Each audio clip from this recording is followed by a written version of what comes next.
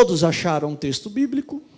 Capítulo 4, versículo 16, de 1 aos Tessalonicenses, está escrito: porque o mesmo Senhor descerá do céu, com alarido, e com voz de arcanjo, e com a trombeta de Deus. E os que morreram em Cristo ressuscitarão primeiro. Depois, nós, os que ficarmos vivos, seremos arrebatados juntamente com eles nas nuvens, a encontrar o Senhor nos ares, e assim estaremos sempre com o Senhor. Portanto, consolai-vos uns aos outros com estas palavras. Amém, meus irmãos? Eu peço a gentileza que, se possível, você redobre a sua atenção, pois o Espírito de Deus colocou algo ao meu coração e eu preciso ser fiel naquilo que Deus colocou para que eu estivesse ministrando. É um texto muito conhecido, mas é difícil nós ouvirmos algumas ministrações a respeito desse assunto. E eu quero falar sobre um tema que faz parte da história da igreja, consequentemente ele faz parte da história de nossas vidas. Eu queria falar sobre breve virá, já dizendo que Jesus está às portas para buscar a tua igreja, uma igreja santa, lavada e remida no sangue do Cordeiro. Início de ano, e todos nós fazemos os nossos planos, os nossos projetos, colocamos algumas metas, alguns objetivos para serem alcançados. E algumas vezes a nossa vida espiritual, ela acaba ficando em segundo plano. Acabamos até mesmo nos esquecendo desse evento, que é o maior evento da história da igreja, o dia que o Senhor irá arrebatar e tomar para si o seu povo. Nós vivemos como se Jesus, ele não fosse voltar, e morremos sem ter mais o que fazer para mudar algo que nós erramos em vida. O Salmo 6, o verso 5 está escrito: porque na morte não há lembrança de ti, e no sepulcro quem te louvará? Então tudo aquilo que nós precisamos fazer para o Senhor, nós precisamos fazer em vida. Capítulo 9, versículo 27 de Hebreus está escrito que após a morte segue-se o juízo. Então hoje é o tempo oportuno de nós santificarmos, de nós consagrarmos a nossa vida, de nós adorarmos ao nome do Senhor, porque enquanto a vida ainda há adoração, enquanto a vida ainda há esperança, enquanto a vida ainda há possibilidade de libertação, enquanto a vida ainda há possibilidade de salvação, como já lemos aqui, porque na morte não há lembrança de ti, e no sepulcro quem louvará ao Senhor? Isso nos remete a algumas dificuldades e algumas coisas que nós precisamos mudar em nossa vida de forma urgente. Os nossos pensamentos como a igreja. Eu achei muito interessante os slides que a pastora passou aqui, porque ele nos faz também refletir sobre esse assunto que nós falaremos aqui. Algumas coisas aqui nos traz como a unidade como a igreja, e também nos leva a um pensamento de santificação. E nesse contexto que nós lemos, irmãos, nós vemos o apóstolo Paulo com algumas dificuldades. Em sua segunda viagem missionária, junto com Silas, ele vai à igreja de Tessalônica e ele procura ensinar os irmãos algumas doutrinas. Havia uma certa dificuldade, porque o povo que ali eles estavam ensinando, uma grande maioria, pastor, era judeus, e judeus tinham um coração um tanto quanto duro a respeito de Jesus Cristo. E eles tiveram essa missão de falar a respeito do Messias. E o que eles precisavam falar? Eles precisavam pregar que Jesus ele não era um herói de guerra. Porque Israel esperava o quê? Um libertador, um homem de guerra para livrar das mãos de Roma. Eles precisavam pregar que o mesmo Jesus que foi crucificado, ele havia ressuscitado. E precisava também dizer que esse mesmo Jesus um dia iria voltar. Essa doutrina, ela fora inicialmente ensinada por Cristo. No Evangelho de João, capítulo 14, versículo 1, ele começa dizendo: não se turbe o vosso coração, ou seja, não se preocupe. Credes em Deus, credes também em mim. Na casa de meu pai há muitas moradas, e que se não fosse assim, eu vos teria dito: vou preparar-vos lugar. E quando vos preparar lugar, virei outra vez, e vos levarei para mim mesmo, para que aonde eu estiver, estejais vós também. Paulo, ele traz essa doutrina à igreja de Corinto. 1 aos Coríntios, capítulo 15, ele fala a respeito de ressurreição. Ele fala a respeito daquilo que nos está reservado o dia que Cristo voltar para arrebatar a sua igreja. Também escreve aos Romanos, capítulo 8, 18, que as aflições deste tempo presente não há de se comparar com a glória que em nós há de ser revelada. O pensamento da igreja primitiva não era conquistar as coisas terrenamente, pois eles aprenderam que aonde está o vosso coração, ali também está o seu tesouro. E Paulo ensinava: buscai as coisas que são de cima. Então, as suas convicções, a sua esperança era a respeito do triunfo da igreja. E qual é o triunfo da igreja? O arrebatamento da igreja. E é sobre isso que eu quero falar. Porque é um assunto que caiu no esquecimento de muitos de nós.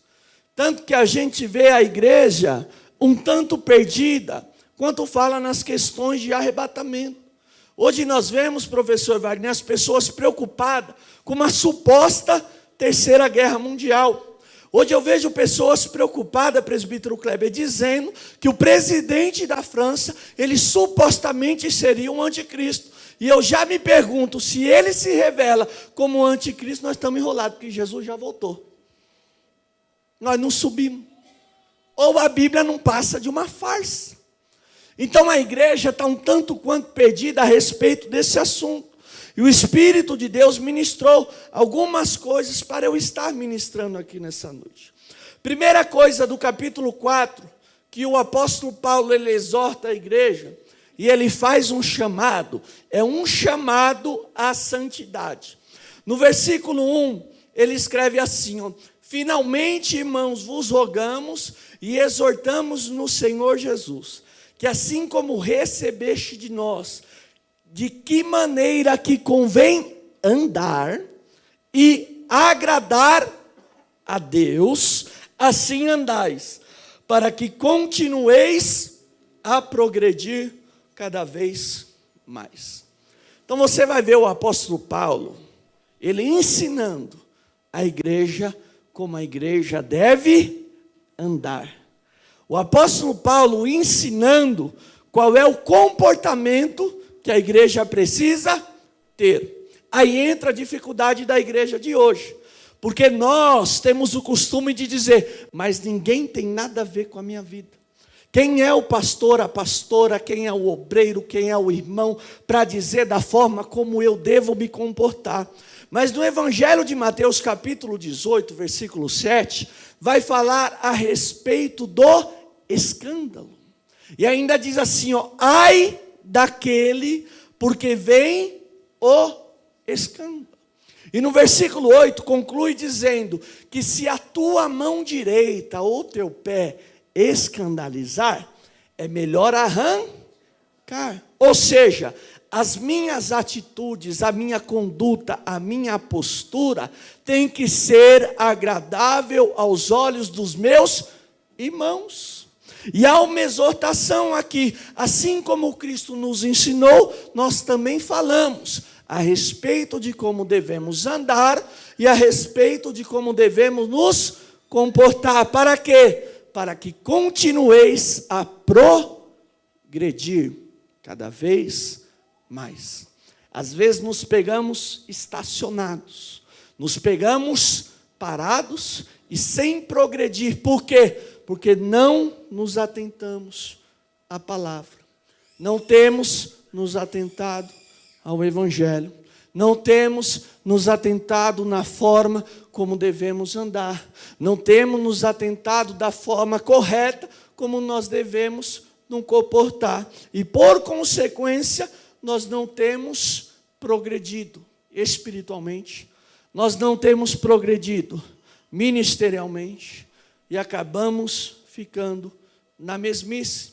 Colocamos a culpa na igreja, colocamos a culpa nos louvores, mas nunca olhamos e enxergamos dentro de nós que para que haja uma diferença, eu preciso me comportar de forma diferente. Eu vejo muitas pessoas se baseando em virada de calendário. 2020, agora a coisa vai mudar, mas só muda se nós mudarmos. Esse ano vai ser o ano da colheita, vai, mas você só vai colher aquilo que você plantou. Tudo aquilo que o homem semear, certamente ele vai colher. Quer colher bênção, irmão? Planta bênção. Quer colher unção? Planta oração. Quer colher ministério? Planta serviço. Para que possamos progredir. Versículo 3, vai dizer que a vontade de Deus é a vossa santificação. O que é a santificação? Santificação, ela é um processo que nos leva ao estado de santidade. Então, o interesse e a vontade de Deus é a nossa santificação. E a santificação é um passo importante na vida do cristão, porque através da santificação nós atingimos o estado da santidade, e a Bíblia diz em Hebreus 12:14, segui a paz com todos e a santificação, sem a qual ninguém verá o Senhor. Se não há santificação, não existe biblicamente a possibilidade de ver a Deus, de morar com Deus, de viver com Deus e de ter uma vida de intimidade com Deus. A santificação, ela mortifica o velho homem que existe em nós. Eu costumo dizer que a santificação, ela é o fruto do Espírito de Deus em nossas vidas. A santificação é aquilo que controla a nossa personalidade. Porque quando nós santificamos, nós nos separamos. Quando nos separamos, nós policiamos, vigiamos, prestamos atenção naquilo que estamos falando, prestamos atenção naquilo que estamos ouvindo. Está escrito que a vontade de Deus para mim e para a tua vida é o que? É a santificação. Ou seja, Deus quer que nós como igreja nos separemos do mundo. Malaquias capítulo 4, está escrito que haverá a diferença daquele que serve a Deus e daquele que não serve a Deus. Hoje nós vivemos a era gospel, onde todo mundo é cristão, todo mundo serve a Deus, só que cada um serve a Deus da sua maneira, cada um serve a Deus dentro dos seus princípios, cada um serve a Deus com a sua verdade, e aí é onde entra o relativismo pregado hoje no século 21. A tua verdade é verdade, a minha verdade é verdade, a tua verdade é verdade, e o evangelho acaba caindo no esquecimento, sendo que o evangelho nos ensina que a vontade de Deus para a minha e para a tua vida é o quê? A santificação. Deus, no versículo 7, não nos chamou para a imundícia, mas para a santificação. Aquele que é sujo, suje-se mais ainda. Aquele que é santo, santifique-se mais ainda. Mas eu quero profetizar no nome de Jesus, que Deus não nos chamou para a imundícia, Ele nos chamou para a santificação. E o sangue de Jesus Cristo vertido na cruz do Calvário, Ele nos purifica de todo o pecado. Abrindo parênteses, o que era pecado ontem ainda é pecado hoje. O que era pecado há 30, 40 anos ainda é pecado hoje. E Deus nos tira do mundo, nos traz para a sua presença, nos dá um banho de sangue e nos chama para a santificação, para que deixemos a prostituição, para que deixemos o adultério, para que deixemos a fornicação, para que deixemos a mentira. E uma coisa me chama a atenção no versículo 8 que está escrito: quem despreza isso não despreza o homem, mas despreza a Deus. Isso bateu muito forte em mim, Alan. Porque quem nos chama para a santificação não é o pastor, não é a pastora. Quem diz para sairmos da fornicação, prostituição, da mentira, não é o pastor, não é a pastora, mas é a palavra de Deus que é viva, eficaz, verdadeira, como a espada de dois fios, que penetra na divisão da alma com o espírito, juntas e medulas, e é apta para discernir o pensamento e a intenção do meu e do teu coração. Deus nos chamou para a santificação. E quem despreza isso não despreza o homem. Portanto, aquele que tem ouvidos ouça o que o Espírito diz à igreja. Porque nada está em oculto diante dos olhos do Senhor. E o nosso Deus ainda é um justo juiz. Alamandaravassu. Daniel capítulo 2, versículo 22 está escrito: Ele revela o profundo, o oculto e o escondido. Ele conhece o que está em trevas e com Ele mora a luz. Não existe nada, irmãos, que a gente esconda de Deus. Por mais que a gente tente colocar uma capa, uma máscara, e levantar a mão e adorar a Deus, e até mesmo chorando, Deus, Ele conhece o meu e o teu coração. Deus, Ele sabe aonde a coisa fica estreita. Deus, Ele sabe da minha ação e da tua ação quando nós saímos dessas portas. Nós precisamos nos atentar a algumas condicionais bíblicas, pastora, para viver uma eternidade com Cristo. Salmista Davi, no Salmo 24, ele diz assim, do Senhor é a terra e a sua plenitude, o mundo e aqueles que nele habitam, porque ele afundou sobre mares e afirmou sobre rios. E diz assim, quem subirá ao monte santo do Senhor? Quem estará no seu lugar santo? Aquele que é limpo de mãos, puro de coração, que não entrega a sua alma à vaidade, e nem jura enganosamente. Este receberá a bênção do Senhor e a justiça do Deus da sua salvação. A Bíblia, ela não é a Bíblia da hipergraça. O que seria a hipergraça pregada hoje e arrebatado multidões de jovens? Você é bom e perfeito.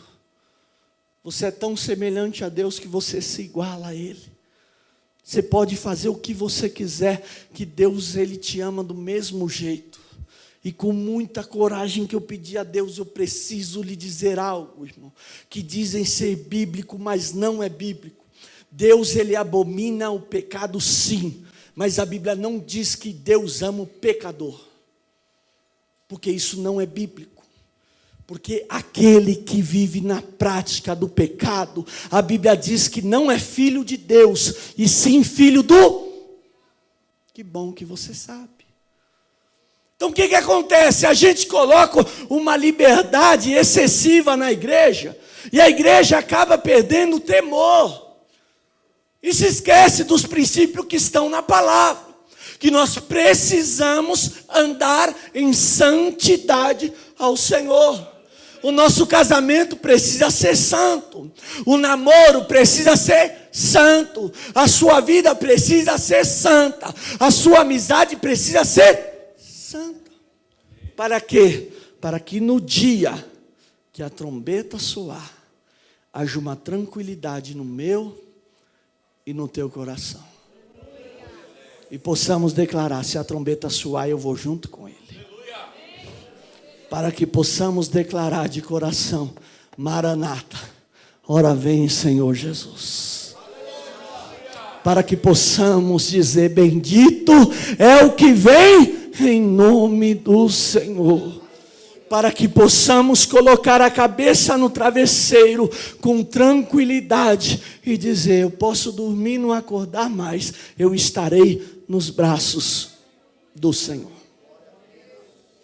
São coisas que nós precisamos nos atentar. Andar em santidade, em todo tempo.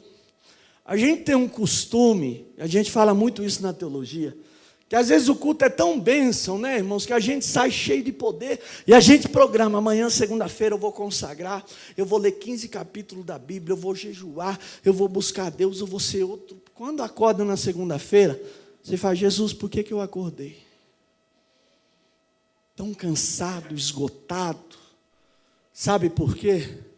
Porque nós deixamos para amanhã o que pode ser feito hoje. Nós deixamos para amanhã para santificar. Deixamos para amanhã para orar. Deixamos para amanhã para ler a Bíblia. E a Bíblia vai nos mostrar as duas vindas de Cristo. No versículo 13, o apóstolo Paulo, ele vai falar a respeito de uma doutrina.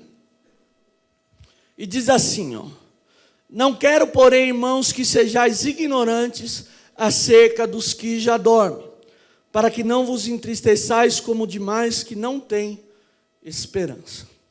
Quando ele fala a respeito dos que já dormem, eles falam a respeito daqueles que já dormiram no Senhor. E algo que nós precisamos ter em nossa mente é que existem duas vindas do Senhor. Tiago capítulo 4, versículo 14, Ele diz assim, ó: digo-vos que não sabeis o que acontecerá amanhã. Porque a vossa vida é um vapor que aparece por um pouco e depois se desvanece. Hoje nós estamos bem. Hoje nós estamos com saúde. Mas o dia de amanhã pertence a Deus. E a Bíblia diz que para cada dia basta o seu mal. Alexandre, Jesus não vai voltar hoje para arrebatar a igreja? Pode ser que não. Ou não. Mas de forma pessoal, eu não sei. Isso eu falo com muita propriedade, porque um dia eu estava bem, no outro dia eu estava em coma. Porque nós não sabemos de fato o dia de amanhã. Tiago nos ensina que a vida é um vapor. Ela vem e logo se desvanece. Quantas pessoas a gente vê bem, irmãos, de repente um infarto fulminante. E o que nós devemos pensar: como está a vida com Cristo? Como está a caminhada com o Senhor? Como está a comunhão com Deus? Porque eu não sei. Em oração, Deus me deu uma exortada. Porque antes de eu passar o processo que eu passei, eu costumava dizer: minha mãe vai me matar depois, irmão. Mas eu dizia que eu tinha saudade do céu. E cantava: ó, que saudosa lembrança tenho de ti, ó Sião. Quando eu quase fui cantar no coro celeste, meu pensamento mudou, irmão. Estou fora desse negócio de morrer. Deixa eu aqui mais um pouco. Porém, orando ao Senhor, o Espírito de Deus ministrou ao meu coração. Não que desejamos morrer, mas o nosso coração, ele precisa ansiar pela presença de Deus, pela vinda do Senhor. E às vezes nós tão egoístas: não, Senhor, espera mais um pouquinho que eu queria ver a Júlia casar. Dá um tempinho. Queria ver o Vinícius, Jesus entrando na igreja com a noiva dele. Queria ver meus netos. É um pensamento tão egoísta. Mas eu não sei o dia de amanhã. Eu preciso santificar hoje. Eu preciso me alegrar em Cristo hoje. Porque o mesmo Senhor descerá do céu. Isso precisa arder no meu coração. Ontem, hoje, eu ouvi um hino antigo. E a Karen quase me mata, porque quando eu vou escutar um hino, eu escuto ele 47 vezes ao dia. E ele fala assim, ó: lá verei meu pai, lá verei minha mãe, lá verei Isaac. Antigo, irmão. Lá verei Abraão e serei seu irmão. Lá verei meu Jesus com as macas. Sabe o que eu pensei, irmão? Já sentiu saudade de alguém que dormiu no Senhor? Que dorme no Senhor? Mas quando a trombeta soar, a Bíblia diz que aqueles que dormem, Deus me dê coragem hoje. A gente pensa que já está uma festa no céu lá, né, presbítero Wagner? Que já tem um monte de gente no inferno. Não, a Bíblia diz que aqueles que dormem, a trombeta vai soar. E os que dormem ressuscitarão primeiro. E nós, os que estamos vivos, seremos arrebatados. Arrebatamento, parousia, tomado à força. Deus vai nos arrancar da terra. E nos encontraremos com Ele nas nuvens. estaremos com Ele para sempre. E não haverá mais choro, não haverá mais pranto, não haverá mais dor. E quem não quer isso? Novas serão todas as coisas. Por isso hoje eu venho declarar na autoridade do Espírito de Deus: Maranata, ora vem, Senhor Jesus. A tua igreja está aqui, Senhor. Maranata. Aí a segunda parte do Salmo 24. O salmista diz assim, ó: levantai-vos, ó portas, as vossas cabeças. Levantai-vos, ó entradas eternas, e entrará o Rei da Glória. Quem é este, o Rei da Glória? O Senhor forte e poderoso na guerra. Levantai-vos, ó portas, as vossas cabeças. Levantai-vos, ó entradas eternas, e entrará o Rei da Glória. A gente vê um momento de triunfo de Cristo.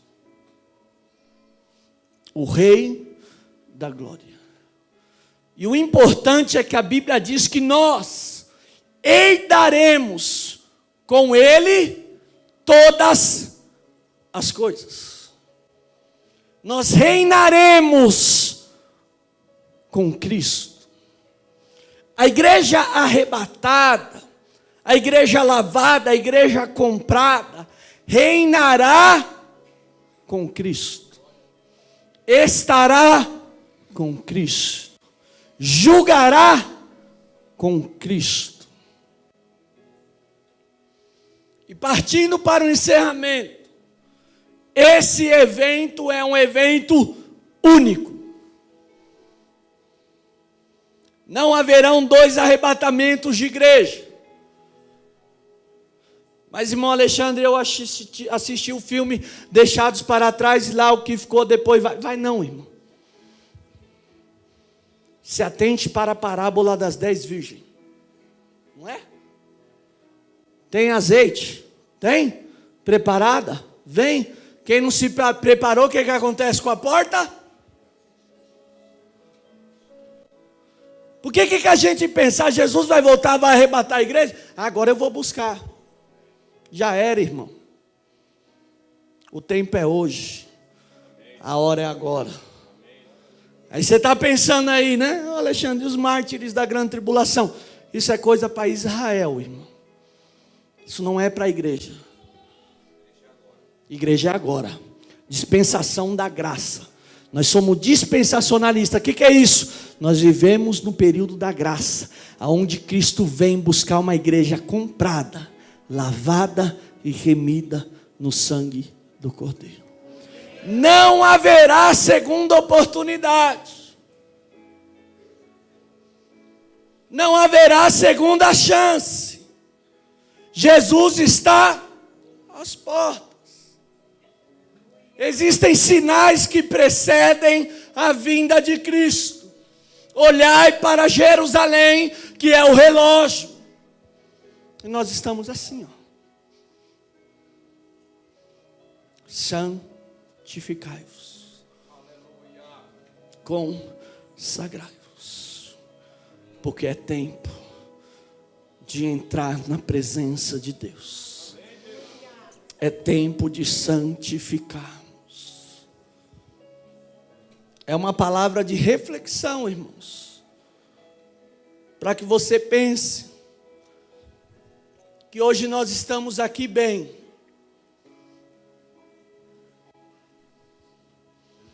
Mas nós precisamos estar em todo momento bem espiritualmente. O que é o bem espiritualmente? Não é que você não vai ter problema, que você não vai ter dificuldade. Jesus disse que no mundo nós teríamos aflições, mas nós precisaríamos de bom ânimo, porque Ele venceu. Nós teremos sim dificuldades, nós teremos sim adversidades, mas nós teremos sim confiança que Jesus está conosco, que Jesus ele nos fortalece, que Jesus ele nos dá força para triunfar, que sejamos em nome de Jesus a geração do arrebatamento. E eu acredito muito nisso, profeticamente, biblicamente falando. 20, 30, 40 anos no máximo, a nossa geração é a geração do arrebatamento da igreja.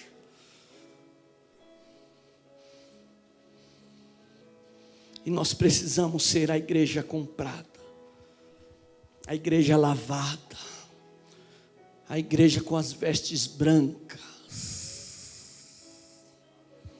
Alamândia, sé, alabraque, o mundaragaço. Porque deixa eu lhe dizer algo aqui na autoridade do Espírito Santo. Não há nada oculto que o Senhor não venha revelar neste lugar, meu filho.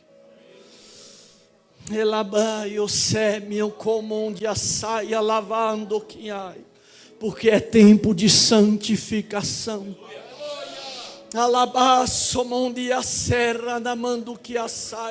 É tempo de rasgar o coração e não as vestes na presença do Senhor.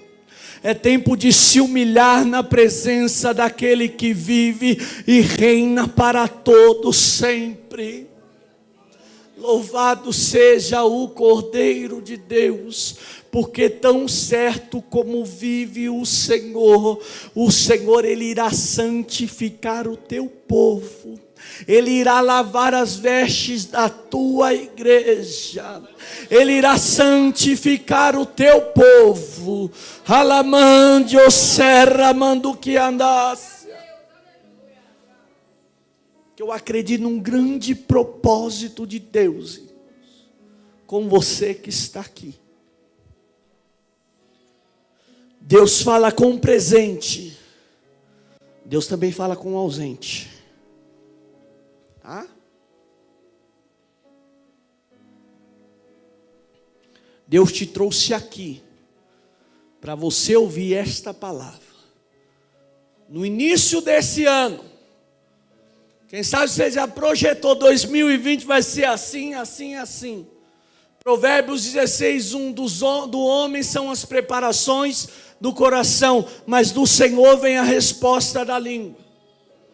Quem sabe você já traçou os seus objetivos e os seus planos, e nele não está incluso Deus.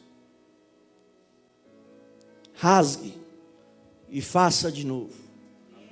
Mas faça com orientação do Espírito. Senhor, que sejam os seus planos. Senhor, que sejam os seus objetivos. Senhor, que sejam as suas metas. E eu lhe garanto pelo poder da palavra que o teu ano será diferente para a glória de Deus. Mas se excluir Deus, irmão, não adianta a profecia no dia 20 de dezembro, ainda esse ano. Oh, glória, não fiz nada aqui, cara. Não santifiquei, não orei, não busquei, não fiz nada, mas 29 de dezembro o teu telefone vai tocar. Deve ser minha mãe ligando, filho, vem almoçar aqui. Que a gente não faz nada, mas a gente quer tudo. Mas eu creio, irmão, no nome de Jesus, pois a palavra de Deus ela não volta vazia. Assim como a chuva, a neve cai na terra para dar fruto, aquele que colhe, assim é a palavra de Deus. Ela não volta vazia, mas faz o que lhe apraz e prospera no propósito pela qual foi enviada. E eu creio em nome de Jesus que nós sairemos daqui diferente da forma como nós adentramos. Eu creio que eu verei esse jovem cheio de Deus, irmão, profetizando, evangelizando, sendo boca de Deus na terra, ministrando, pregando. Esses obreiros cheios da presença de Deus. Essa igreja tomada pela presença do Espírito. Para que isso, Alexandre? Que nós estamos nos preparando para aquele grande dia cantarmos ao Senhor. Apocalipse 5. Digno és o Cordeiro que foi morto e reviveu. A Ele honra, a Ele glória, a Ele louvor para todo o sempre. Eu entro aqui e meu coração arde para adorar e bendizer ao nome do Senhor. E dizer que o Senhor é bom e que a tua benignidade dura para sempre. Para dizer, Senhor, eis-me aqui. Eis-me aqui, Senhor. Faça da minha vida conforme a tua vontade. Faça da minha vida conforme o teu querer. E usa-me como flecha na mão do valente. Se coloque sobre os teus pés no nome de Jesus.